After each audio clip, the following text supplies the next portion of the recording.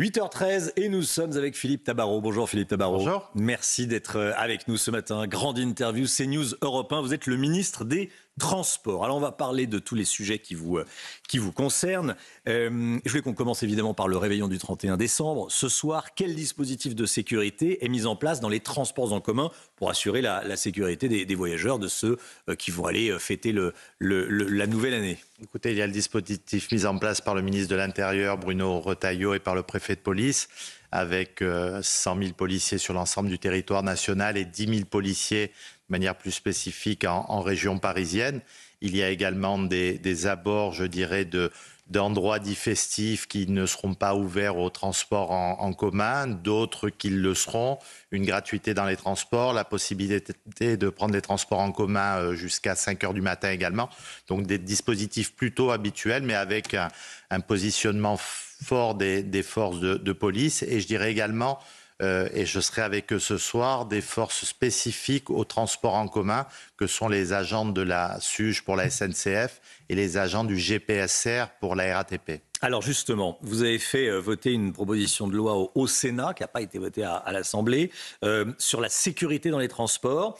Il y a plusieurs mesures intéressantes sur lesquelles je voudrais qu'on s'arrête, parce que ça intéresse évidemment tout le monde, et puis ça a du sens aujourd'hui.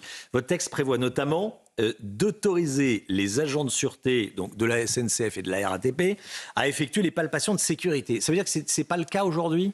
C'est le cas aujourd'hui, mais dans un cadre réduit, pas partout, notamment pas sur les parvis. Il faut des arrêtés préfectoraux, il faut l'autorisation de la personne. Je pense qu'il faut ouvrir plus largement ces choses. Quand on voit ce que ces personnes saisissent comme armes, notamment, on se dit que c'est quelque chose qui paraît indispensable à la fois de renforcer leur pouvoir, de leur permettre d'intervenir dans un périmètre plus large, et puis de se dire qu'ils sont là pour protéger les usagers, qu'ils sont là pour protéger également les agents, que ce soit de la SNCF et de la RATP, et souvent se protéger, puisque je rappelle que très souvent, notamment sur les attentats et autres, et les actes de terrorisme, ils sont en première ligne et les premiers confrontés à des personnes qui souhaitent les attaquer directement. Donc c'est indispensable et c'est un des aspects de la proposition de loi de pouvoir leur donner ces pouvoirs, une arme létale mais une arme non létale comme les tasers par exemple. Ce sont des gens qui connaissent bien la procédure pénale, qui sont formés, qui ont une formation continue permanente et qui aident à notre sécurité. Ils doivent, dans le cadre d'un continuum de sécurité, pouvoir travailler avec la police nationale, la gendarmerie, les polices municipales et bien sûr la justice. Ce qu'on se dit, c'est que les règles actuelles, parfois, protègent plus les voyous que les voyageurs honnêtes, j'allais dire. Votre texte prévoit également de créer un délit d'incivilité d'habitude, avec une amende qui peut aller jusqu'à 7 500 €. Qu'est-ce que vous appelez une incivilité d'habitude ? Ce sont les personnes qui, de manière régulière, souillent les métros, taguent, créent un sentiment d'insécurité, détériorent le matériel. Et ça, aujourd'hui, ça passe à la trappe. Ou ce sont des personnes qui reçoivent des amendes et qui ne payent pas ces amendes. Il faut dire que le recouvrement des amendes est aujourd'hui de moins de 10%. C'est à la fois un manque à gagner financièrement énorme. Et puis, en termes d'exemplarité, vous imaginez bien que c'est un très mauvais exemple. Donc l'idée, c'est de pouvoir créer ce délit.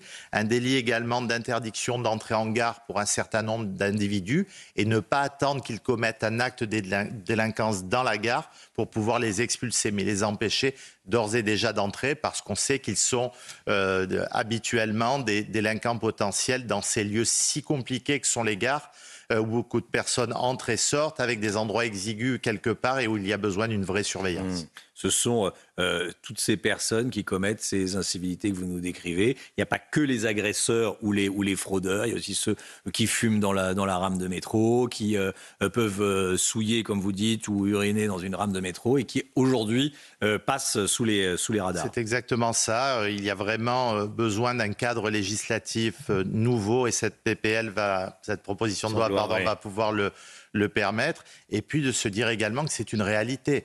C'est-à-dire que sur l'année 2023, il y a eu 120 000 victimes dans les transports en commun de tout type sur l'ensemble du territoire national. Ça, c'est du concret, sans parler du sentiment d'insécurité qui existe aussi. Vous l'avez rappelé sur vos antennes il n'y a pas très longtemps, 46% des Français craignent de prendre les transports en commun ou se sentent en insécurité quand ils sont dans les transports en commun.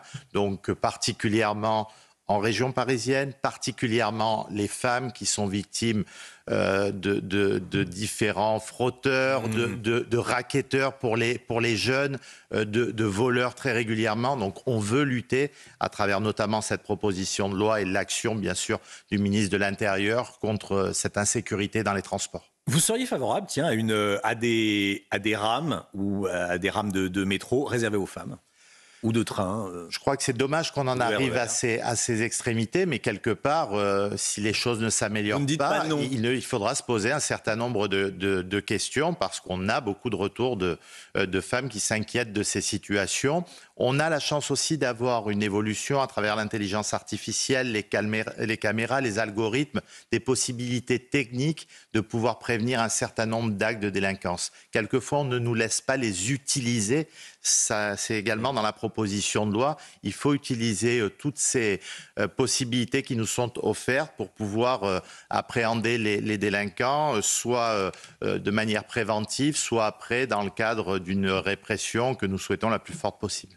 Monsieur le ministre des Transports, Philippe Tabarot avec nous, invité de la grande interview CNews Europe 1. Dimanche matin dernier, une conductrice de la ligne R arrivant à la gare de Lyon à Paris a été violemment agressée. Son train était arrivé en gare de Lyon et elle remontait le train pour voir si tous les passagers étaient descendus et il y a un individu qui l'a agressée. Comment va-t-elle ? Écoutez, j'ai eu cette dame hier soir au téléphone qui est très courageuse, qui a été très courageuse sur l'instant, puisqu'elle a pu échapper aux griffes de son agresseur tout en recevant un certain nombre de coups. Elle a pu aller vers les forces de police justement pour pouvoir immédiatement déposer plainte et permettre d'appréhender ce délinquant. Et elle essaie de se reconstruire physiquement et psychologiquement. Mais je peux vous dire que c'est quelqu'un qui a une grande dignité, qui a fait preuve d'un grand courage. Quel est le profil de l'agresseur ? Écoutez, c'est quelqu'un qui, à n'en pas douter, avait des problèmes psychiatriques, puisqu'il est en hôpital psychiatrique immédiatement après sa garde à vue, où il a été totalement incohérent dans les propos qu'il a pu tenir aux agents. Donc voilà, il y a ce problème du nombre de personnes qui ne devraient pas être dans nos rues et qui seraient mieux dans des hôpitaux pour être soignées et bien sûr pour ne pas agresser une conductrice qui faisait simplement son travail et qui est passée à côté de quelque chose d'encore peut-être plus grave si elle n'avait pas eu ce courage et cette capacité à s'extirper des griffes de son agresseur. À Strasbourg et dans des banlieues dangereuses autour, il y a eu une trentaine d'interpellations pour des heurts avec des tirs de mortier d'artifice notamment. C'est un chiffre donné par le préfet du Bas-Rhin qui était en direct avec nous dans la matinale de CNews il y a quelques instants. Il y a fréquemment des attaques dans les bus. Quelles sont les consignes pour ce soir et est-ce que les transports en commun vont fonctionner normalement à Strasbourg ce soir ? Oui, les transports en commun vont fonctionner. Dans la proposition de loi, et permettez-moi de revenir dessus également, il y avait l'expérimentation des caméras piétons, puisque c'est quelque chose qui fonctionnait plutôt bien et qui n'a pu être reconduit du fait de la proposition de loi qui, à cause de la dissolution, puis ensuite du gouvernement Barnier renversé, n'a pu être confirmé. Ça, c'est un vrai outil pour les agents qui sont dans les bus, les conducteurs, à la fois la captation du son quand le ton monte avec un certain nombre de délinquants et puis l'utilisation de ces caméras piétons. Cette situation de Strasbourg reflète malheureusement ce qu'on a trop vu souvent et ces dernières années, la nuit de la Saint-Sylvestre à Strasbourg avec des véhicules brûlés. Je vois que cette année, ça a commencé avant le 31. En tout cas, en ce qui me concerne, je fais une entière confiance à notre ministre de l'Intérieur pour gérer cette situation.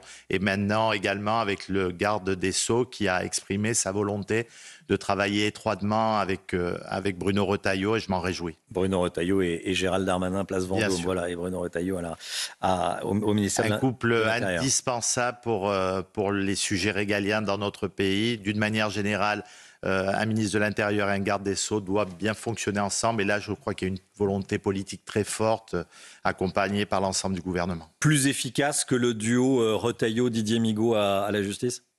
Écoutez, en tout cas, ce Didier Migaud a fait le job comme on a pu le dire, mais c'est vrai que du côté de Bruno Retailleau et de Gérald Darmanin, il y a une habitude de fonctionner peut-être par le passé ensemble. Et puis, je pense que le garde des Sceaux a affirmé un certain nombre de choses, et notamment sa volonté de lutter contre les narcotrafics avec des propositions que vous avez largement relayées et qui me paraissent aller dans le bon sens. Évidemment. Je voulais vous parler de ce qui s'est passé à Toulouse récemment. Un chauffeur de bus a été mis à pied car il avait sorti de son bus Manu Militari 2 adolescents sans billets, insolents. On parlait de caméra piéton à l'instant. La scène avait été filmée non pas par une caméra mais par des passagers. On les avait diffusés sur CNews. On en avait beaucoup parlé également sur Europe 1. Quelle image ça donne, le fait qu'un chauffeur de bus soit mis à pied, alors une seule journée effectivement, mais soit mis à pied alors qu'il demandait simplement le respect à 2 adolescents de 14 ans qui sont des gamins